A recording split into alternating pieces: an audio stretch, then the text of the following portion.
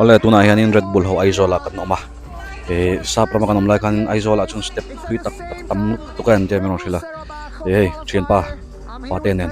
kan bakal ni ani ne kan kal lapia ai zui thina khopela step sang sang kan tlan thlathin ni pate kal masala mo nang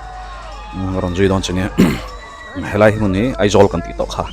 sa prama kan chen chon lo mai theya aveng hing poi kalam thiam chi lo he an lo phiat fai khop ma an ti lo on wai me ten veng shoi tu te hovin a chan chu yang a hanin lei tri le mo them te polom se I mol pho theina thamani mol pate e man hol pate pate man hol to whatsapp status bak akado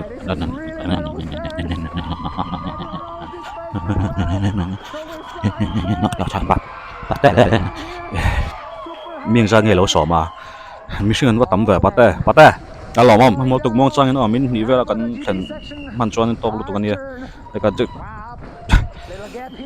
ri ai takin mi xin an tamania voi ni voi thum vel ka tan lok ka te du box si lo a bate I thin rim me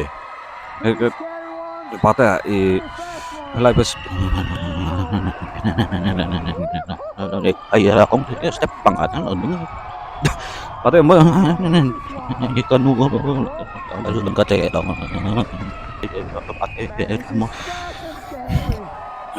soi sa thei to lo nyang pate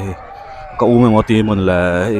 ai pon ise ai zol mi puitan min lo ngai lo ka lom khomerin ai takin kham mi puin lo tamma ma ni kamala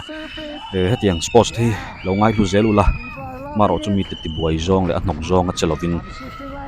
rom han na fel tak nen lo tianga kan rama te kan venga te poin ron plan ve thin lon nia step patam no